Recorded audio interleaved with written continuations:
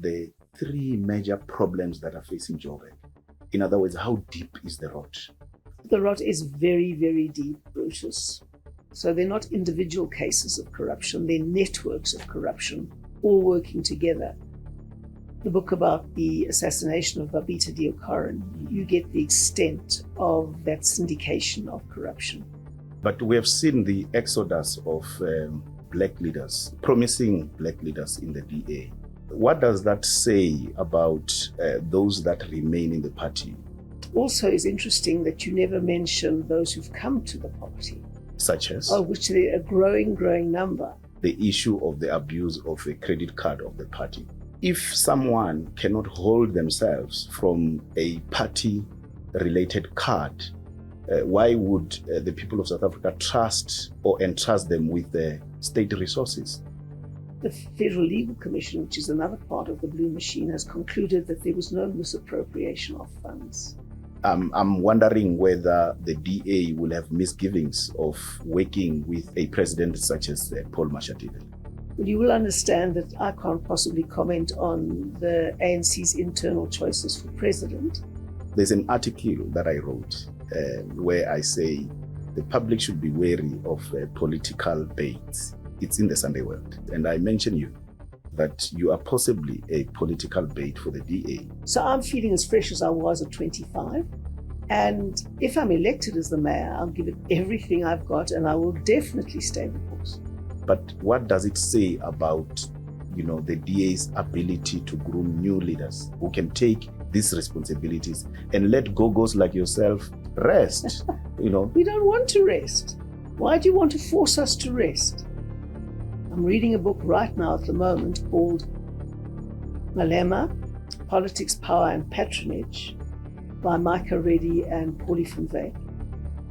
And that is a real insight for me into how Herman Mashaba at the time facilitated the EFF's takeover of the Johannesburg Roads Agency and City Power.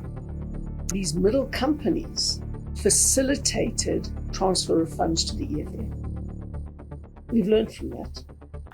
The EFF is a corrupt organization.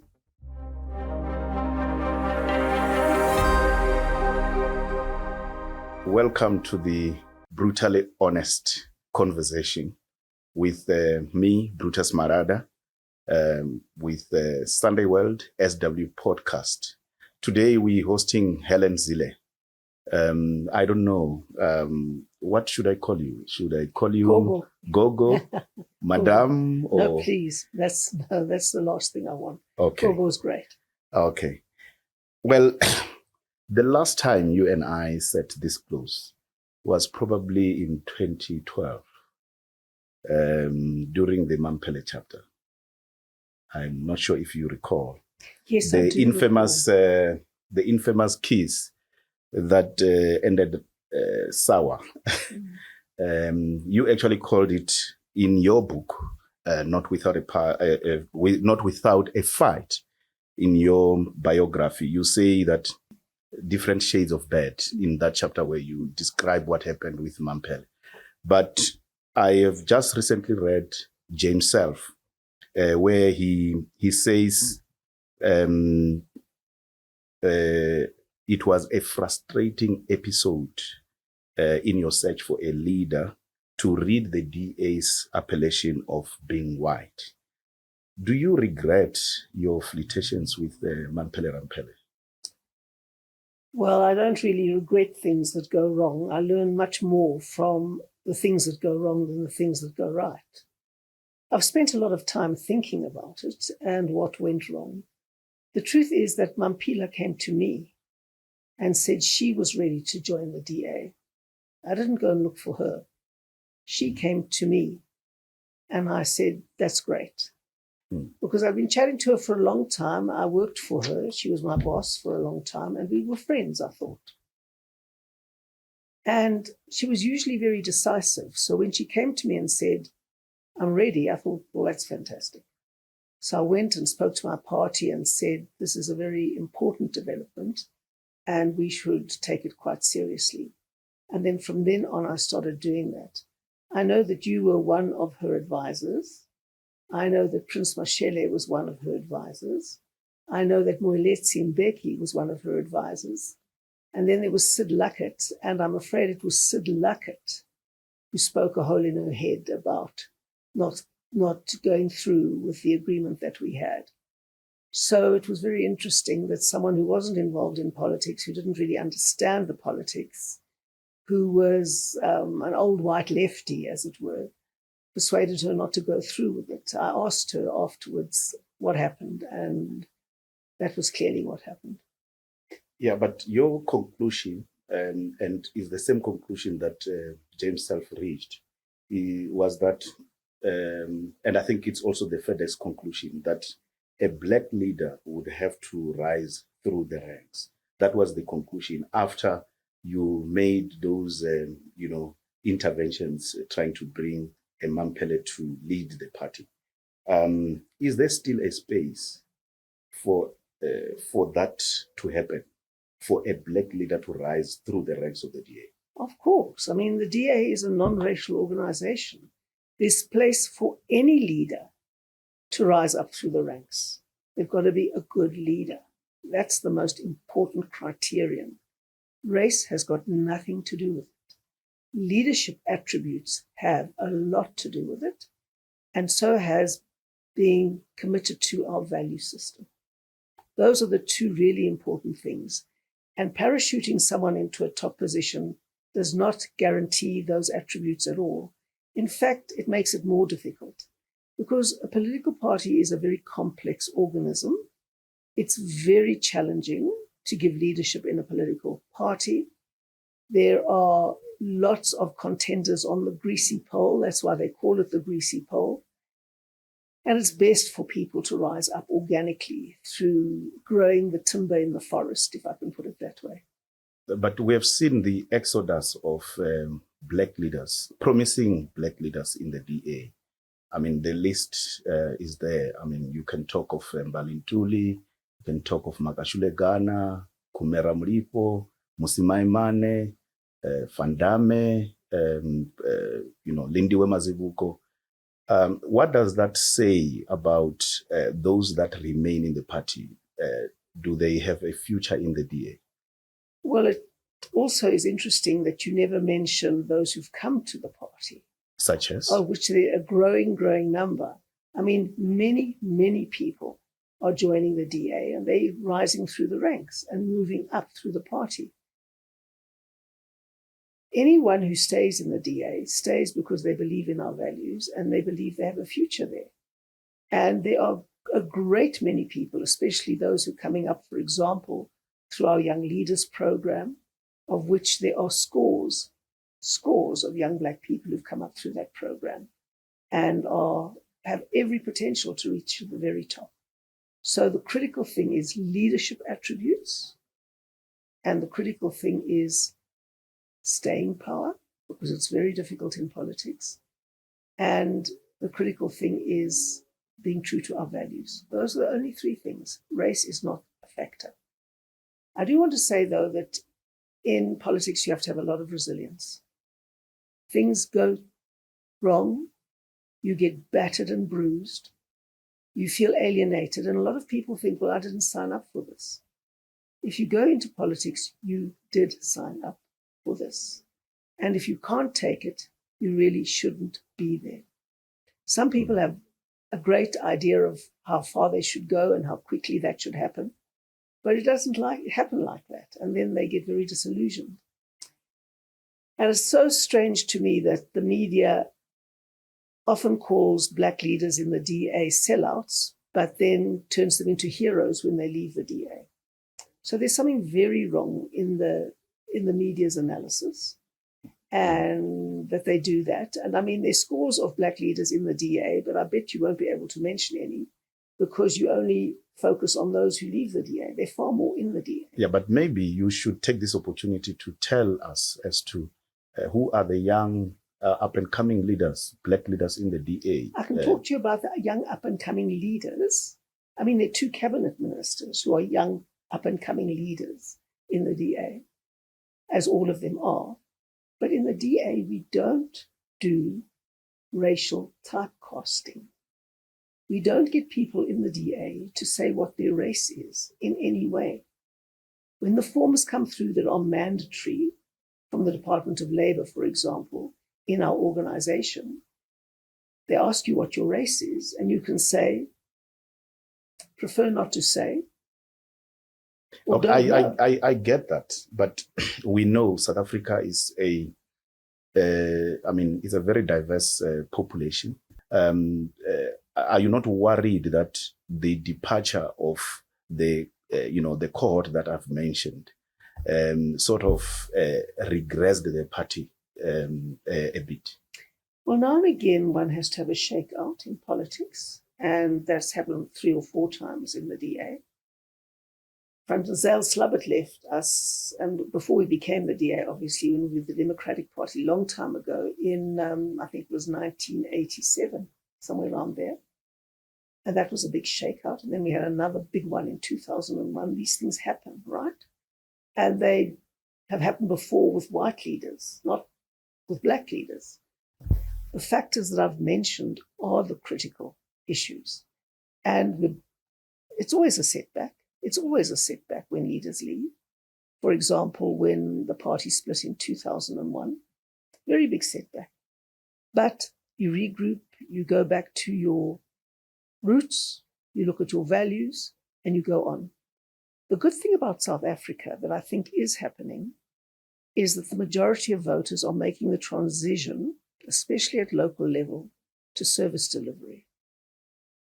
They go along with Mao's dictum that says, I don't care if the cat is black or white, as long as it catches mice. And I'm finding more and more people are saying, I don't want potholes in my roads. I don't want broken traffic lights. I want reliable, clean water that comes out of my tap. Now, I'm at that point already. We want reliable, clean water coming out of our taps. Just get the basics right. And that shows incredible maturing in the South African electorate. And I have to say they're far advanced of most podcasters and journalists.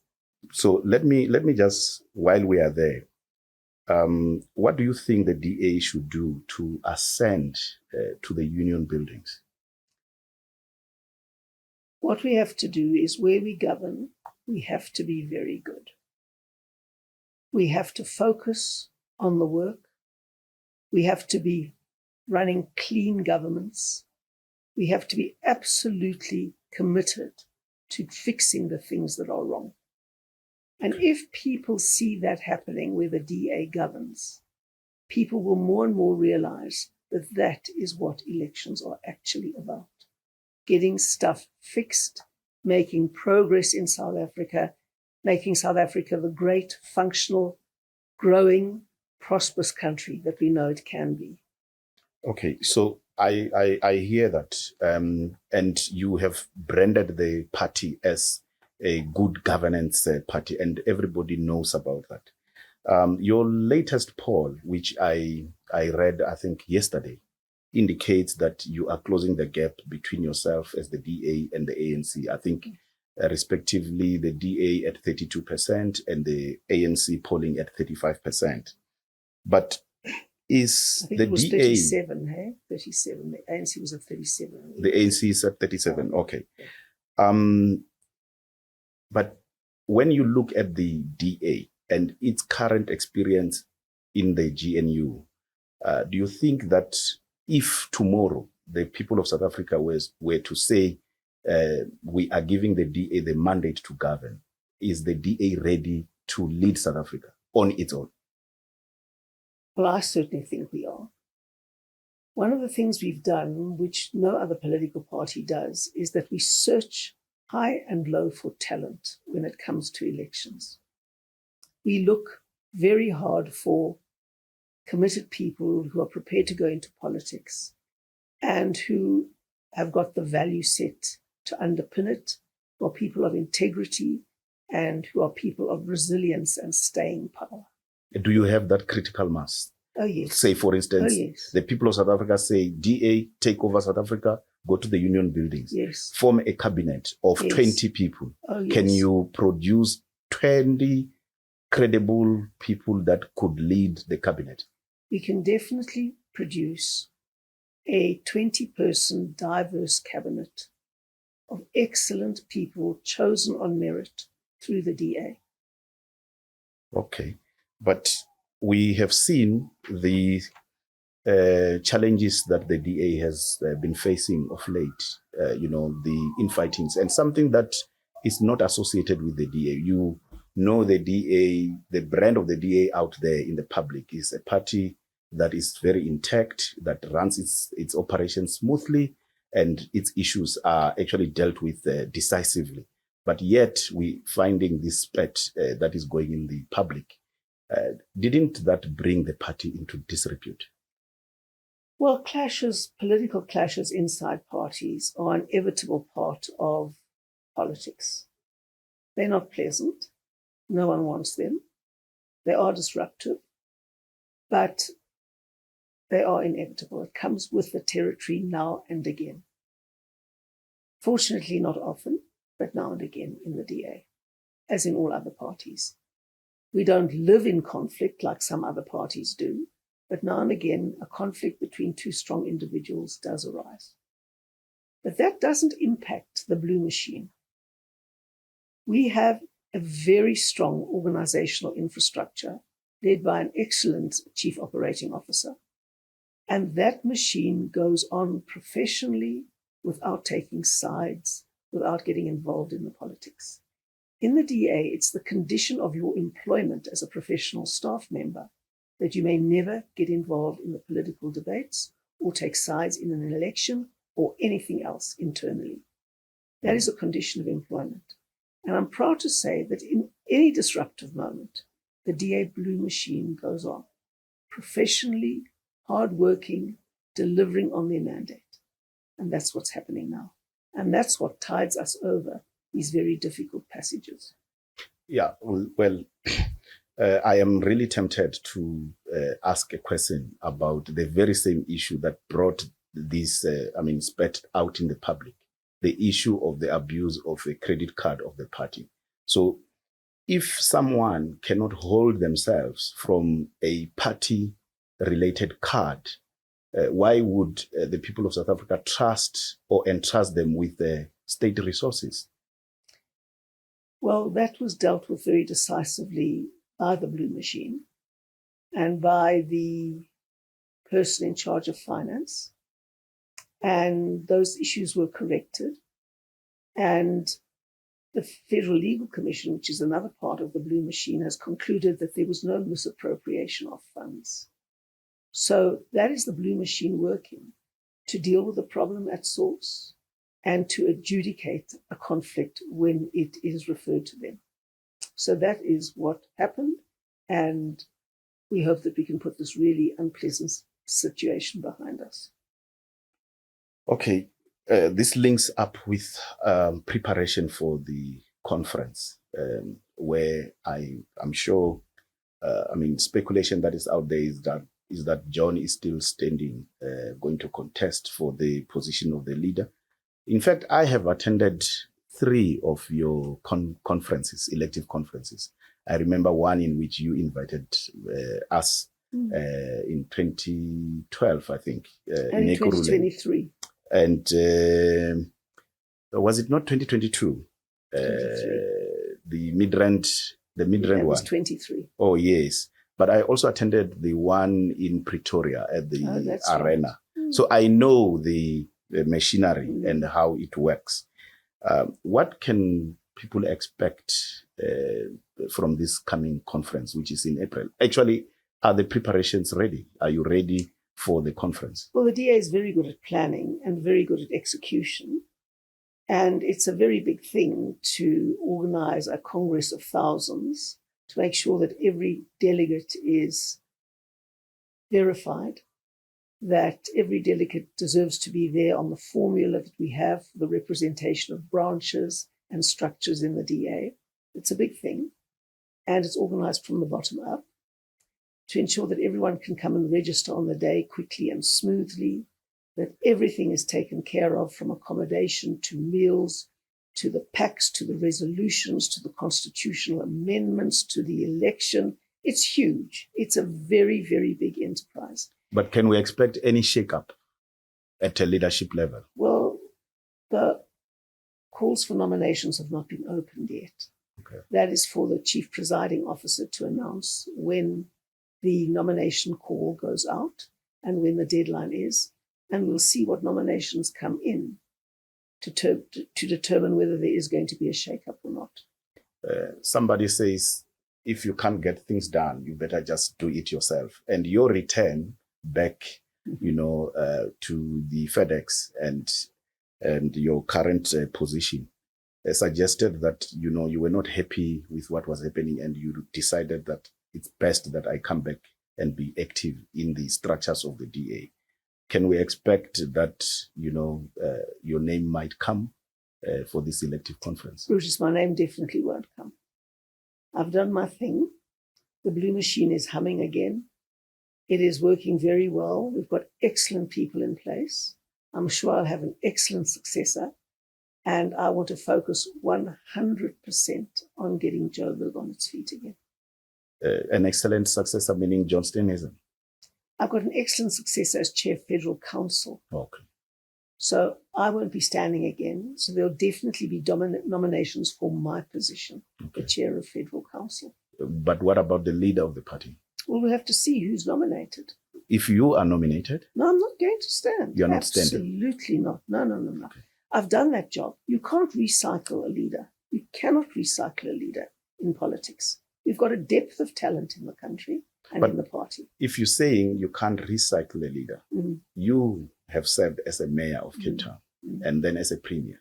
But then now you are said to be coming to Joburg as a mayoral candidate. Is that not a recycling of leaders?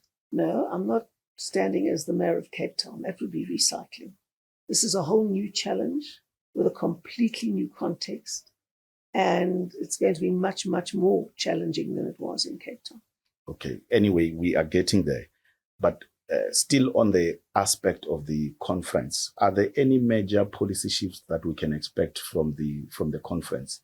Also, prior, between the two conferences, there was no GNU. Now there is a GNU. And there is a lot happening there. Would we, can the public expect any policy shifts given these new realities? Well, you will be very aware that we've tabled a very important economic inclusion policy, which is our alternative to the corruption in BBBEE, which has got a lot of public support, and that will clearly come up at the Congress. The most important thing about South Africa is the need to create jobs. And you don't get jobs without investment. And you don't get investment without public confidence in the way the country's governed. So much of our debates will be focused on what we need to do to grow jobs in South Africa. That's the most important thing by a long shot. Okay, so there are obviously tensions in the GNU. The relationship has had its ebbs and flows. How would you describe your relationship as the DA and the ANC in this GNU? Well, there are ebbs and flows. You'll recall over the VAT debate, we were very, very opposed to the VAT increase. And other parties like Action SA and RISE and various other smaller parties supported the ANC in increasing VAT. And we were dead opposed to that. And of course, that created a lot of friction. But in the end, we won it through the courts. So we don't just fight on one platform. We fight on many platforms, especially where we fundamentally disagree with something, as we did with VAT. So that's the first thing. The second time we've had a major clash is around our economic inclusion policy, for example, and around NHI, and around EWC. So there are points of tension, no question. And there are especially points of strong tension when the ANC just governs as if they govern alone and we're just there to bring up the numbers. I know the ANC is not used to coalitions, but South Africa is definitely coalition country, permanently now. And I do really think that the ANC needs to understand that a coalition government means compromise on all sides. You don't get your own way on everything, and you don't take decisions without consulting your coalition partners, especially not major policy decisions. So until the ANC learns that, we're going to have a lot of clashes in the GNU. Yeah, look, Helen, the German model gives the parties a longer period to, put their plans together and have that solid agreement when they enter into government. In the case of South Africa, you had to negotiate this statement within a very short period. But I think one of the major flaws is the two parties behaving as if you want to clip the wings of the president in an arrangement in which the president is still recognized by the constitution as the president with the authority vested in him. You are arguing for more consultation. But what does that leave the authority of the office of the president? Well, the president is not a free-floating person. The president is elected by parliament, but on the basis of the strength of political parties that are elected by the electorate. And so the president was not supported by 50% of South Africans. And he can't act as if he is the president unaccountable to the coalition government. He absolutely is. He's got to be accountable to the voters and the will of the voters. And the voters said, you've got to be in coalition. And the ANC is in coalition with us. No question about it. So the president does have powers, but he can't have powers to determine what happens on his own and impose policy without getting agreement from the coalition partners. It doesn't work that way. We don't have a king in South Africa. Doesn't that make him,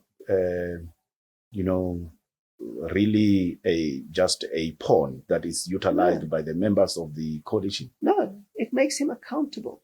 That's the difference. He's not, for example, like a paramount chief or a horsey that says, you're accountable to me. Democracy means he's accountable to the people. And he's got to take cognizance you see of where how the I'm people going voted. with this. He is a lame duck in that scenario where he has, there is a piece of legislation before him, an act of parliament that he needs to assent to in his capacity and authority as the president. But you saying some of those decisions are bordering on imposing his will on the members of the coalition. But maybe the arrangement you needed to have is an arrangement that takes away those powers prior to entering into the agreement. Is that possible? That arrangement is there. There is a whole section on sufficient consensus that the ANC just ignores. So that section is there. It's an extremely important section. It's how decisions are taken in the government of national unity. There's sufficient consensus, and there's a definition of sufficient consensus in that statement of intent. There's also an agreement on proportionality. There's also an agreement on access to becoming part of that coalition. And I must say, the ANC doesn't respect documents it signs. That's where one of the big cultural differences is between the ANC and the DA. When we sign a document, we believe our word is our bond and we have to stick to it. But sometimes I get the feeling that ANC people haven't read that document and don't know what it says, and feels that if we're the bigger party, we can impose. No, you can't govern without us. But with the we can ANC, bring the government down, and you can't govern without us. But with the ANC behaving in the manner that it behaves, like it's still the bigger brother in the coalition, you still stuck in. What would it take for the DA to walk out of the GNU? Well, we nearly walked out over the VAT increase. And if we hadn't won that battle, we would have been gone. We would have been gone. But you don't walk out when you're going to win. That's been my position all the time. If you're going to win, you don't walk out. And I knew we were going to win that battle. I knew we had an unassailable legal argument. And we did win that battle. So you don't run away when you're about to win. Mm-hmm. But I can tell you, it's going to be very interesting to see how things unfold over the next while. We're also in court about EWC. We're also in court about NHI. And we could easily win those battles as well. So you don't run away when you're going to win. That's when you stay inside, flex your muscles, and raise your voice. Let me paint a scenario in which the ANC goes into conference in 2027. It elects a new leader. Let's say the current deputy president, Paul Mashatile, emerges, or let's say Fikile Mbalula emerges as the leader of the ANC. And you know the culture that they've established. They now have, this culture that within that window period, they would recall a president. Say, Cyril Ramaphosa is recalled, and now the leader, the president of the ANC, wants to be in cabinet as a president of the state. Would the DA submit to work under either of the two that I've mentioned? Well, that's a very speculative question. Yes. And it depends on the negotiations that we have around that. It's not going to be a question of, well, we're imposing this new person and like it or lump it.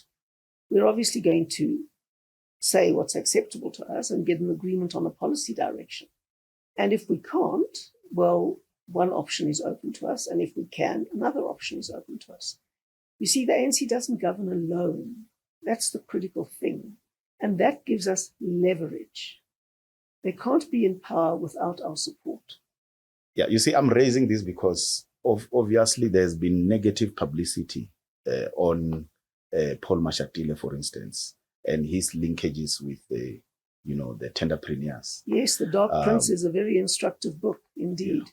So I'm wondering whether the DA will have misgivings of working with, in this very same setup of the GNU with a president such as Paul Mashatile.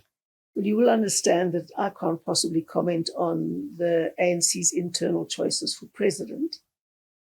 And if I say I support one person, then that person will definitely lose inside the ANC. So I'm not going to go there. That's for the ANC to sort out. I understand that. But I am saying, would the DA maybe perhaps propose its own candidate for president to lead the GNU? We will do that in an election. We will put up a presidential candidate in 2029 and ask voters to support that candidate. Not in the case where there is a recall of president prior to 2029 elections. Well, we'll have to decide that. We'll have to decide if we have to go to Parliament again to elect a new president in the scenario that you face. We decide then whether we're going to put up a candidate or not. Okay. I want to put it to you that if the DA could tolerate to work with a Cyril Ramaphosa, given some of the scandals leveled against him, like the dollars under the mattress, the Parapala story, it should be possible to work with a Paul Mashatile because he has not been found guilty anyway. That's true. He hasn't been found guilty, but there are lots of dots that one can join. And if you read The Dark Prince by Peter du Toit, a very disturbing picture comes to mind. The trouble is the ANC is a party that has no foundational philosophy anymore. It talks about non-racial, non-sexist, democratic. It's none of the above. None of the above. It's about power and patronage and trying to seize power internally in order to access those resources. That's what the ANC has become. And that's a tragedy for South Africa.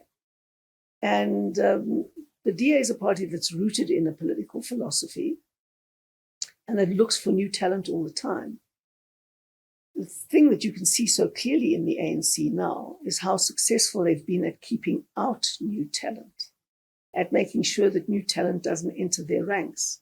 And so it's very difficult to find excellent people to stand for these crucial positions.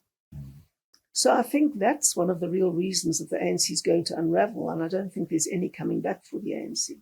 Well, there is Patrice Motsepe's name, lingering. Yes, I read that in the Sunday World. Sunday World Yeah. covered a story about that. Well, let's move on to your mayoral candidature. Now, a city such as Johannesburg, with the knowledge I have about the city, I've been employed in the city of Joburg before, so I know a little about what is going on. A metro such as Johannesburg needs, for me, about at least 10 years minimum to stabilize it and to turn it around. And you are a Gogo. You see, I'm Chairman. Yeah, you are a Gogo. Are you going to stay the course? The reason is why I'm raising this question. There's an article that I wrote where I say the public should be wary of political baits. It's in the Sunday World and novice mayoral candidates. And I mention you that you are possibly a political bait for the DA to get, given your track record, the DA is likely to perform very well in Johannesburg. But the question for me is the DA, are you, as Helen, are you going to stay the course? I don't think that age is in your favor. And I have a real issue that you need sustainability and continuity for at least a minimum of a 5-year term, at most 10 years to turn things around. Are you going to stay the course?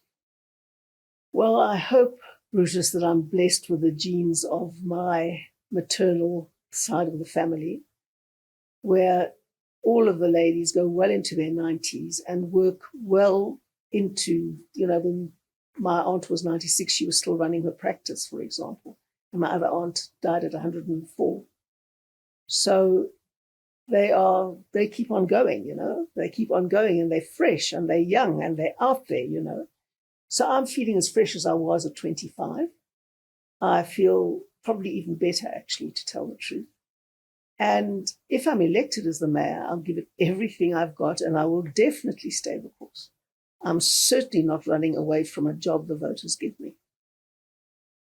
Okay, but what does your candidature say about, the aspect we touched earlier, about the DA's inability to groom its new timber of leaders? You have done it. You've been there. You've done it. Yes, your experience may be, something that people would be look forward to. But what does it say about, the DA's ability to groom new leaders who can take these responsibilities and let Gogos like yourself rest? We don't want to rest. Why do you want to force us to rest? I'll die if I have to rest. I love working. I'm not happy when I'm not working. So you can't force anyone to rest if they much prefer life when they are on the go and taking on big challenges. That's the first thing. The second thing is that this Joburg challenge, as you rightly say, is enormous, enormous. And you're going to have to pull on every reserve of experience, of knowledge, of capacity that you've got. Mm. Now, we've got excellent councillors coming up, and very shortly they'll make excellent mayors. We have a lot of timber growing up, but we've also learned that if you take someone and put them into a job that is so grueling and vicious, you can often destroy young talent. So I can't promise that I'll succeed. All I can say is that I will give it my very, very best shot, and that I will be surrounded by excellent colleagues who are absolutely committed to the same end as me. Mm. So that is to get Joburg prosperous, functioning, and working again, because we really believe in Joburg. And, people don't have to like me to vote for me. People just have to love Joburg. People have to believe in Joburg. This election is not about me. This election is about the future of Johannesburg. But it's also about what you are capable of. You can't separate yourself from, from the actual process of voting.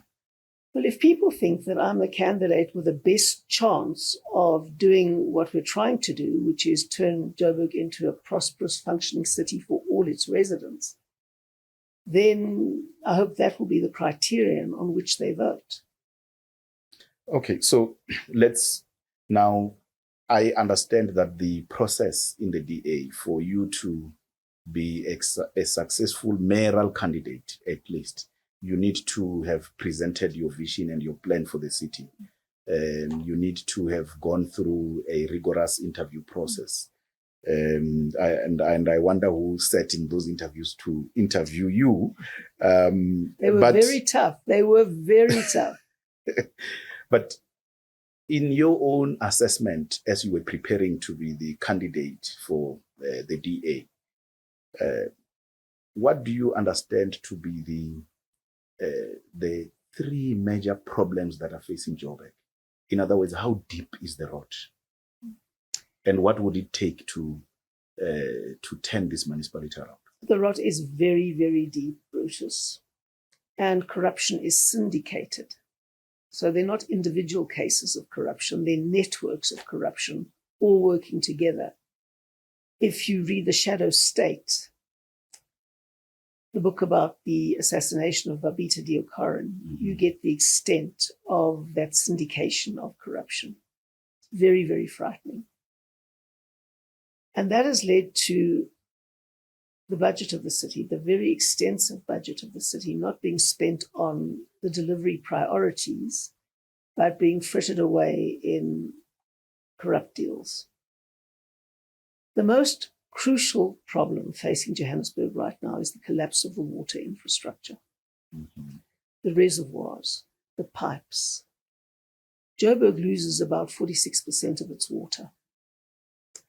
And there's this terrible irony that we've just had this wonderful rain in Joburg and all the dams are overflowing, but they soon may have to introduce water rationing because so much water is lost and it's not getting to the public.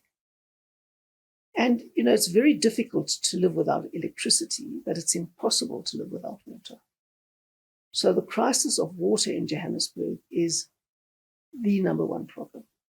The second one is still city power. City power is in the red by billions and tens of billions of rands. And that is a crisis of a level that we can't imagine. So even if Eskom is generating power, if city power can't maintain the grid and can't get rid of corruption within its ranks because it's a real target, of corruption because of the size of its budget, then we're not going to fix the electricity issue seriously. The next thing is roads. Everything to do with roads. The crumbling of the road infrastructure, the potholes, the street lights, the traffic lights, they don't work. And that has critical implications for people. And all those three things function in Cape Town. So Cape Town has had very little rain. There's a crisis of no water, and yet everyone's getting water. There's also a culture of saving water in Cape Town that came from our terrible experience with approaching day zero because of the 7-year drought. But in Joburg, I don't believe that residents are using as much water as the reporting says it is, because I think most of that water is getting lost through broken infrastructure. And that's why there's this perception that residents are so lax with water use. So those three things, water, power, roads, and everything to do with road infrastructure are the top three priorities. Then there is, of course, bylaw enforcement.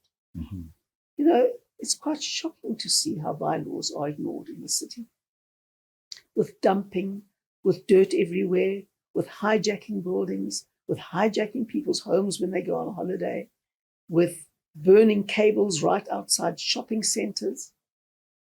It's shocking to see how bylaws are just ignored here. You have a lot on your plate. Should you be elected as the mayor of the city of Johannesburg? I need to ask you this. There has been a permanent problem in Johannesburg, the Soweto electricity crisis. What are your proposals for the people of Soweto and, of course, other townships on such critical infrastructure as electricity?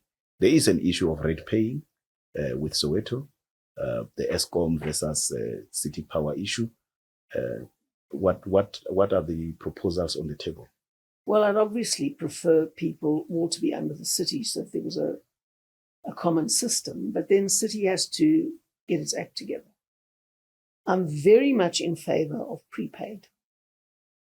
Prepaid is the best way that people can manage their budgets and that they can manage their electricity consumption and that they're in charge of the situation and have choice over their lives. I'm very opposed to this postpaid because I've seen the amount of corruption in the billing system. The fact that if the city makes a mistake and you challenge the mistake, you still have to pay anyway. And there are massive problems with postpaid. So I'm very much in favor of prepaid smart meters that can't be tampered with and manipulated. And where the tenders have not been manipulated, to give the contracts to suppliers who produce inferior products. So there's a lot of stuff to fix there, but I do believe that people need to pay. And if there wasn't corruption, they'd be paying much less. And I really do believe that the best way to do it is by smart prepaid meters that are tamper-proof. You mentioned that in the city of Cape Town, things are working. Most things. But I recall that when you became the mayor, you served one term, right? No, not quite. 3 years. You served 3 years and then you went to become the premier. Correct. So the political sands were shifting and the DA was taking over the province. So intergovernmental relations became much easier in Cape Town, and hence maybe it was quite, I don't want to say it was quick to fix the problems in the city of Cape Town, but it was made a lot easier given that it was the same party that was running the municipality and the same party running the province, with you now as the premier. In the case of the city of Joburg, you are going to face a situation in which Panyaza Lesotho is your premier, and he doesn't want to work with the DA anyway. Now, can we expect that there's going to be a lot of, you're going to into serious conflict, of course, through the intergovernmental relations? You're going to take each other to court a lot more. No, the Intergovernmental Relations Framework Act makes it very difficult to take another sphere of government to court. There are a whole lot of processes that you have to go through before one sphere of government can take another sphere of government to court. I know that because I took the national government to court over what was going on in Khayelitsha with all the necklacings at the time, if you remember. Yes. It took us forever to go through all those processes. So that's what you have to do. I'm hoping that all parties will accept the will of the voters and that we will govern accordingly. And we will also govern in terms of intergovernmental cooperation as mandated by both the Constitution and the Intergovernmental Relations Framework Act. Now, when I was the mayor of Cape Town, we had an ANC provincial government under Rasool, under Premier Ibrahim Rasool. That was very, very difficult because they tried 13 times to get rid of me as the mayor in all sorts of different ways. And that was hard. It was destabilizing. It was difficult. And we had a 7-party coalition that didn't make it any easier. But when we took over the province, we really took this mandate of supporting local authorities very seriously. And I hope it made things easier for our local authorities.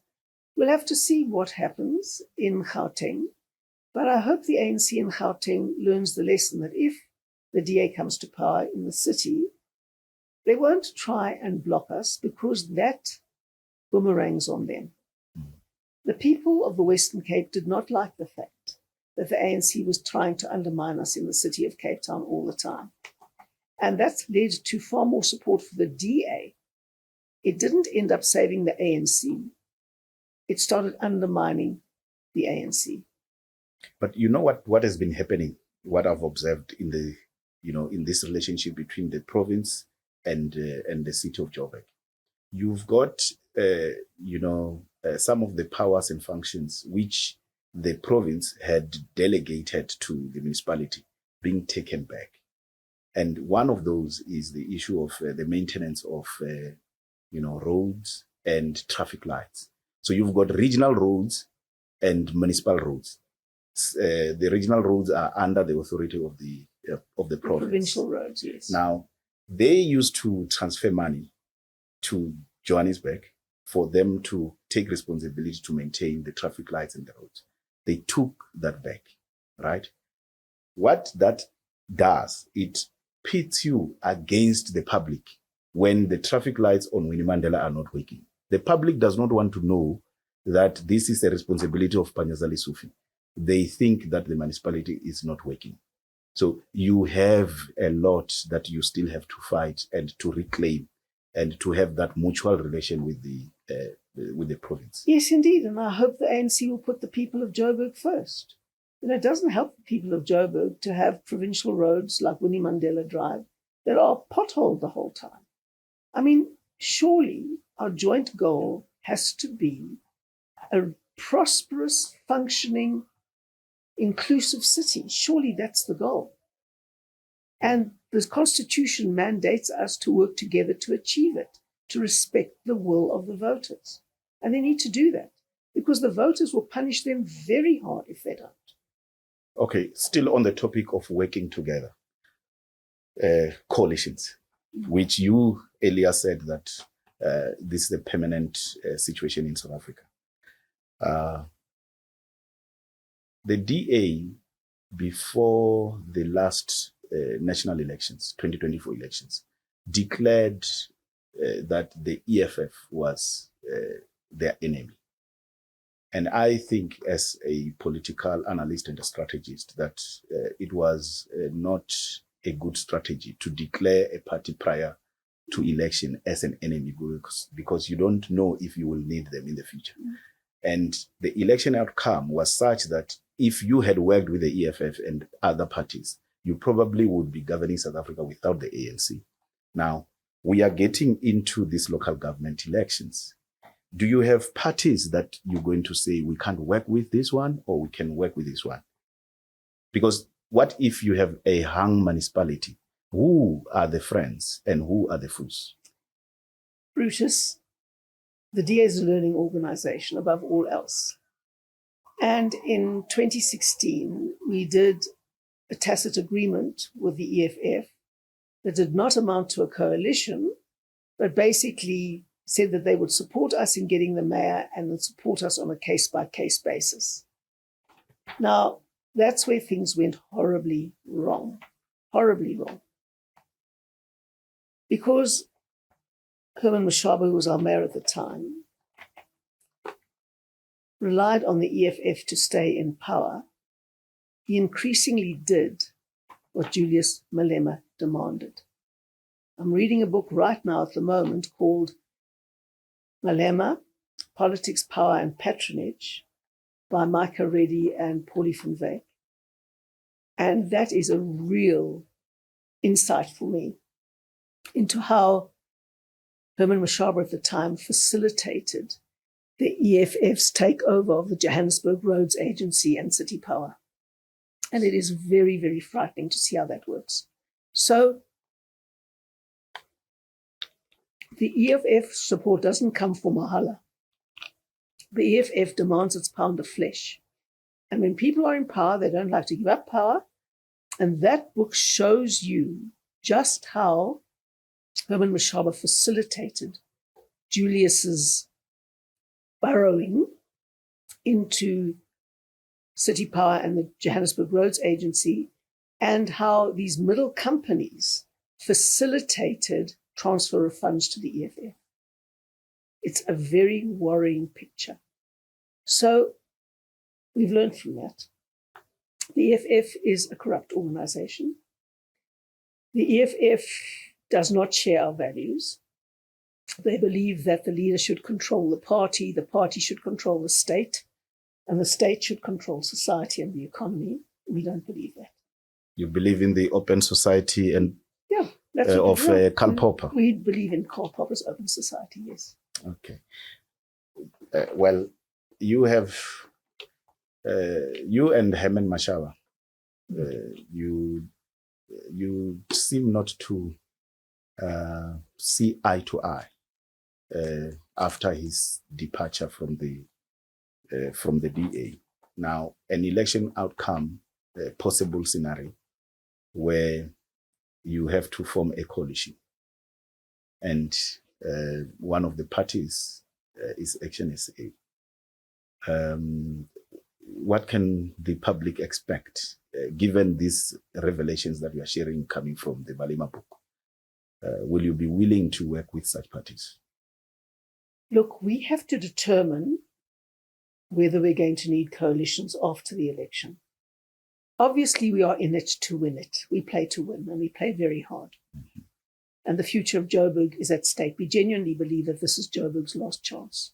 So we will work our fingers to the bone to try and get into a position where we can do something about the state of Joburg.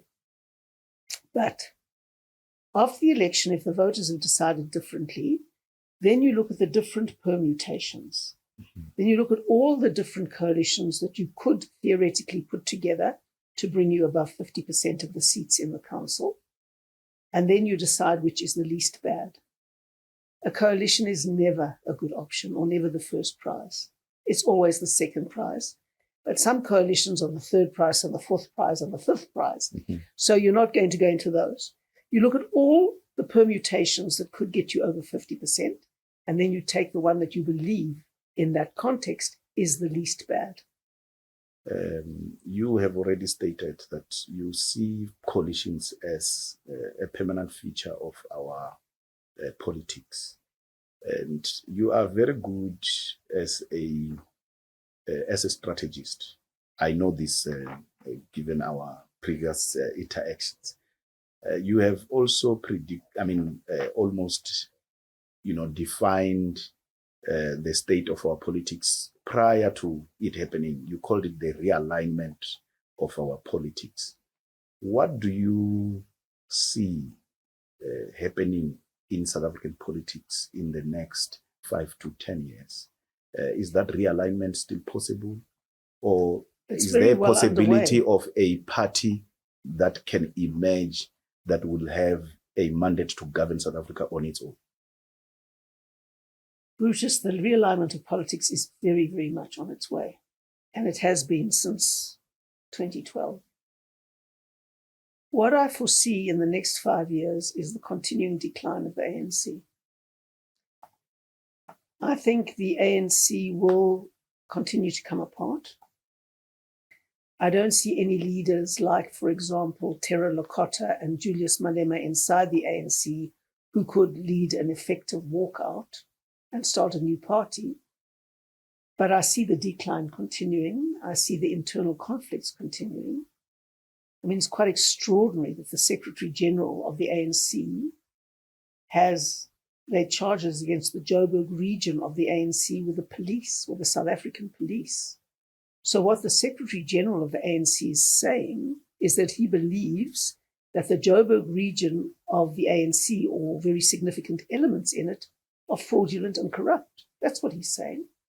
Now, if the Secretary General of the ANC says that by reporting them to the police, then you can see the level of internal conflict that they have there. So I think that that is unbridgeable now. I don't think that the ANC can hold a party together unless it has full control of the resources and the patronage of the state. And so I see the ANC unraveling. And out of that, slowly and with great difficulty and great complexity, I see the emergence of a centrist, moderate, human rights-based party that understands what it takes to grow an economy, that genuinely believes in non-racialism and the rule of law, and that puts the Constitution and South Africans first. I think that is a real possibility. Is that a DA in another version, maybe the Democrats? You'll remember the Democrats. We had a long discussion about that many years ago. Look, that's certainly what every sane and sensible South African should be working towards. We do not want an authoritarian state with an all-powerful leader controlling a party that controls the state, that controls the economy. That is totalitarianism. That leads to poverty and misery wherever it's been tried, especially in Africa. It's much more sensible for us to say we have a constitution. It's not perfect, but that's what we have. And we agreed to that constitution. No foreign power came and imposed it on us. We agreed to it. Let us give it a chance. Let us make it work. Let us understand what it takes to get an economy to grow. You cannot grow an economy without investment. There's 2 trillion rand that the business sector is sitting on and not investing in South Africa. Why? Because they don't trust the politics and they don't trust the future of the country. And if we get a stable, non-racial party of constitutionalists who follow the rule of law, you will see the kind of investment that will come into South Africa and the kind of growth we will have. But is the DA evolving into that, or what? It will What definitely is be a deciding factor in that? Yes, a deciding factor, not Yes. not the party you are describing. Look, we've always believed in constitutionalism, non-racialism, and the rule of law and a growing economy, and everything we do promotes those values. Absolutely, we believe in the separation between party and state. 100%. I think the question I'm asking is, what is holding the DA back from becoming that sooner? Well, we know about the history of South Africa, and we know how people like to play the race card when they've got no other argument left. And tragically, with our divided past, it sometimes has an impact.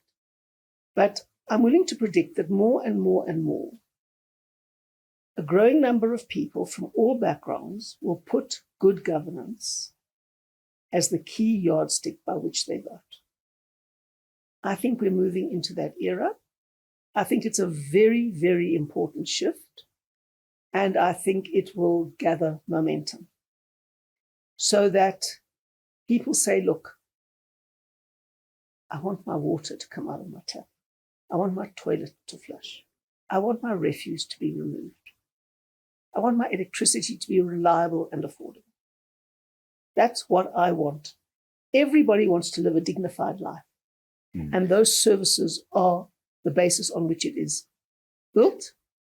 And the DA is the party that's going to build that foundation. Good governance is a good thing, but it is one thing. There also needs to be reform in the party for people that vote for the party to see themselves reflected in that party. I am saying, how long will it take for the DA to be that party of the future that you are describing? Well, we're the only non-racial party seriously in South Africa.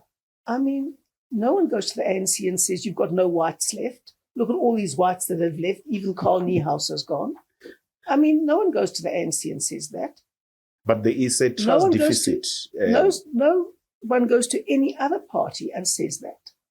No one demands the Freedom Front Plus to be diverse. No one demands that any other party is diverse. The only party that actually is diverse and from whom that demand is made is the DA. We don't mind that because we believe in diversity and we promote diversity and we want diversity. I mean, look at our premier candidate right in this province in the last election, Salim Simanga.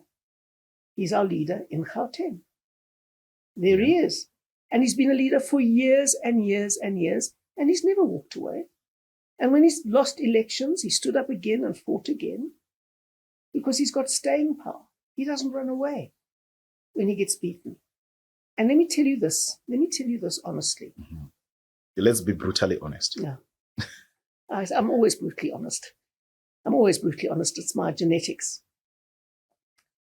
I don't think there's any person who leaves the DA and that looks to another party who isn't sorry afterwards. You'll remember when Bongani Baloyi thought he was going to get a good deal in Action SA, and he asked me beforehand what his future is in the DA, and I said, well, you've got really good prospects. You could compete to become our premier candidate, and in the DA it's got to be competition. You know what it's like, how it is. You can compete to go to Parliament. You can do all of those things.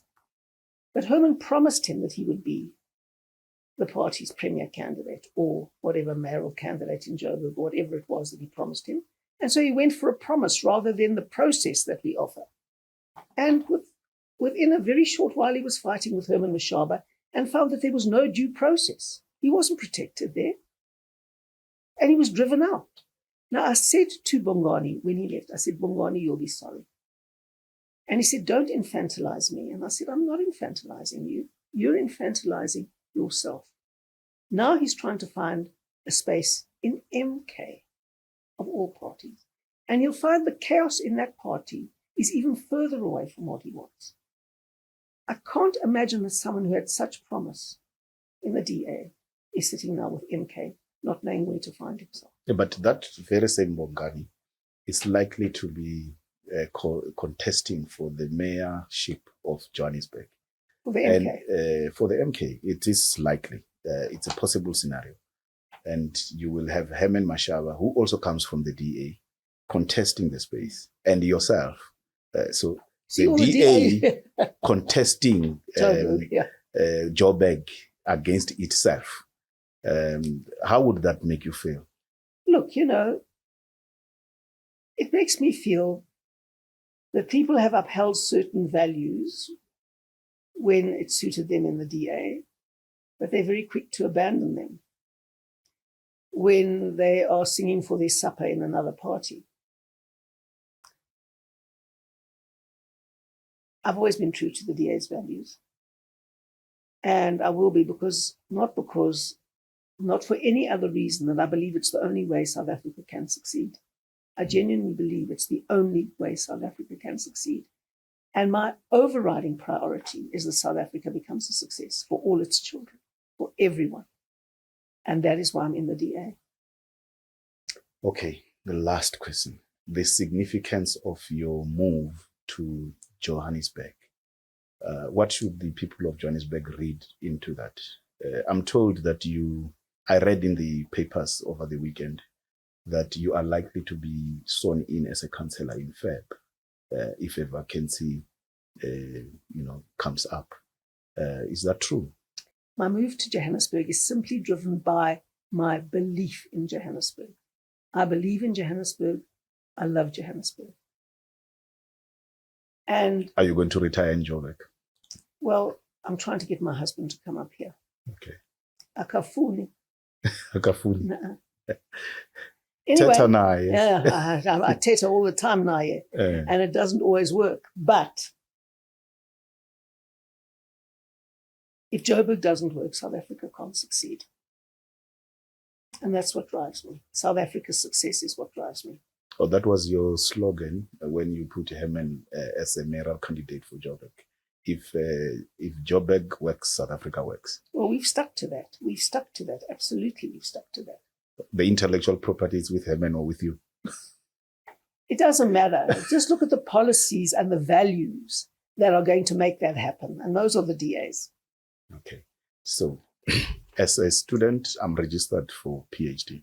And I'm considering a question on whether education matters in politics. I would like to get your view. Does the level of education matter in politics, in public office, especially for a role such as yours? I benefited a lot from my university education because it taught me how to think.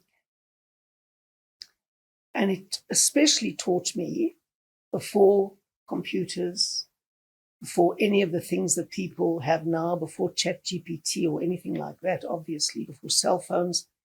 It taught me to read a long book and pull out the guts of that book. So I don't know if this was ever in your era, I'm sure it wasn't, but we had something called short loan at the University of the Witwatersrand. And your lecturer would give a lecture, and then he would put all the books you have to read up there. And he says, these books are available in short loan. Man, I used to sprint to short loan, and try and get one of the few books that were available there. And you were only allowed to keep the book overnight. You had to give it back the next day because a whole class needed to read them, right? So there were about 5 books of that particular one in short loan. And I could sit there overnight and gut that book to know what the main points were, the main arguments were, get the most important quotes out of it for the essays that we would have to write. Now that skill doesn't exist anymore today, but it's such a useful skill. And it's taught me to go to anything and get to the heart of the matter and say what the key points are. So that was an incredibly important skill that I learned. I also learned to take shorthand. Now, that was necessary when I became a journalist. There were no tape recorders and stuff then that you could carry around. Mm-hmm. So I can write as fast as anybody can speak. And I can move it, right? Which meant that I had very, very good lecture notes because I could write down what the lecturer was saying. Please relate that to these thick documents that come to council. Well, that's what you've got to learn to do, gut that document. Mm-hmm. You've got to be able to read the index very well, and I learned to read indexes very well, and then to work out from past experience where the controversial issues would be, to ask a few people around the items coming in, especially your Section 79 committees and those kinds of places. You speak, you ask, and then you read the most important things in great detail, and then you skim the rest. Mm-hmm. So it's intelligent reading. Yeah, and I also took a rapid reading course once, and I could then at the end of that course read off the charts. Your long and short answer is that educated leaders matter. We have a situation in which in KZN, I think it's 43% of councillors can't read or write. And that cripples the state of local government. No, you can't be a councillor if you can't read. You can't be a councillor if you can't read. I'm sorry to be so dogmatic about it. But you're adding no value if you go to a meeting and haven't read the agenda. Mm-hmm. What are you there for? What are you speaking about then? So you've got to be able to come to terms with the content of a meeting, have read it, know what the arguments are, and come and make those arguments coherently. And if you can't do that, I'm afraid you aren't basically qualified to be a councillor. Thanks, Helen. Thank you, Gogo Helen, for this wonderful interview. Thank you, Malume. It's been long, but I have always preferred you as the consigliere, a person working in the background. Consigliere, I see that book. Yes, this one. Yeah. Look, and fortunately for you, you're able to play both roles, in the background and in the limelight.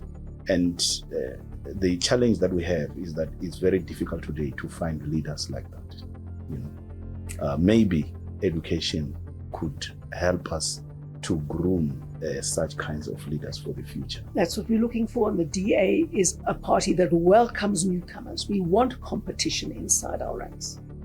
Good luck with your candidature. Thank you, Brutus. Thank you very much. Gogo Helen. I enjoyed this interview. Thank you very much.